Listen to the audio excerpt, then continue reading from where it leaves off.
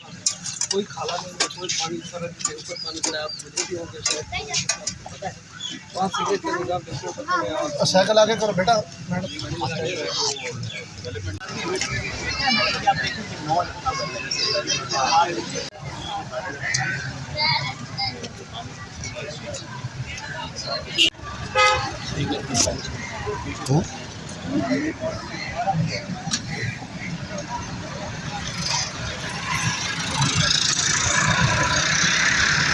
आओ जी आओ